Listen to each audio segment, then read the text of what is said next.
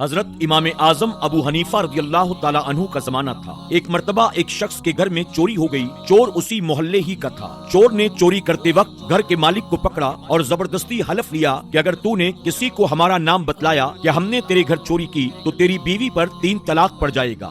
اس بیچارے نے مجبوراً طلاق کا حلف لے لیا اور چور اس کا سارا مال لے کر چلے گئے۔ اب وہ بہت پریشان ہوا کہ اگر میں چور کا پتہ بتلاتا ہوں تو مال تو مل جائے گا مگر بیوی نکاح سے نکل جائے گی، اور اگر چور کا پتہ نہیں بتلاتا تو بیوی تو نکاح میں رہے گی لیکن گھر کا سارا مال چلا جائے گا۔ چنانچہ مال اور بیوی میں تقابل پڑ گیا کہ یا تو مال رکھے یا تو بیوی۔ وہ بڑی الجھن کا شکار تھا، کسی سے کہہ بھی نہیں سکتا تھا کیونکہ چور نے اس سے عہد لے رکھا تھا۔ چنانچہ وہ شخص حضرت امام اعظم ابو حنیفہ رضی اللہ تعالیٰ عنہ کی مجلس میں حاضر ہوا۔ وہ بہت غمگین، اداس اور پریشان نظر آ رہا تھا۔ امام صاحب نے فرمایا کہ آج تم بہت اداس ہو، بھلا کیا بات ہے؟ اس شخص نے کہا پریشانی تو بہت ہے لیکن میں آپ سے کہہ نہیں سکتا۔ امام اعظم ابو حنیفہ رضی اللہ تعالیٰ عنہ نے فرمایا آخر کچھ تو بتاؤ۔ اس نے کہا اگر میں نے آپ کو کچھ بھی بتایا تو نہ جانے کیا ہو جائے گا۔ امام اعظم نے فرمایا آخر بتاؤ تو صحیح بات کیا ہے؟ تو اس نے کہا کہ حضرت میرے گھر چوری ہو گئی اور میں نے چوروں سے عہد کر لیا ہے کہ اگر میں نے ان چوروں کا پتہ کسی کو بتلایا تو میری بیوی پر 3 طلاق پڑ جائے گی، اور مجھے معلوم ہے کہ چور کون ہیں اور وہ کس محلے کے رہنے والے ہیں۔ امام صاحب رحمۃ اللہ تعالی علیہ نے فرمایا تم مطمئن رہو،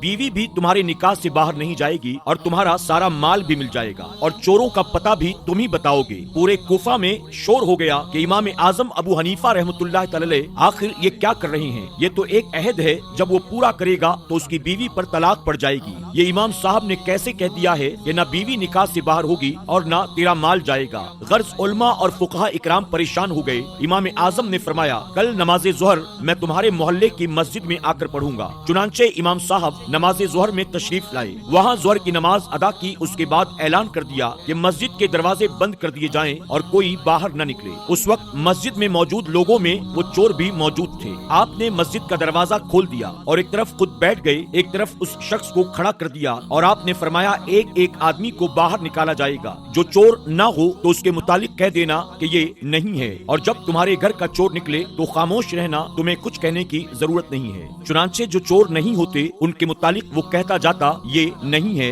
یہ بھی نہیں، اور جب اس کے گھر کا چور باہر نکلتا تو وہ خاموش رہتا، کوئی جواب نہ دیتا، گویا اس نے کچھ کہا ہی نہیں، اور ایک ایک کر کے اس کے گھر کے سارے چور پکڑے گئے۔ چنانچہ چور بھی گرفتار ہوئے، مال بھی مل گیا اور اس کی بیوی بھی نکاح سے باہر نہ ہوئی۔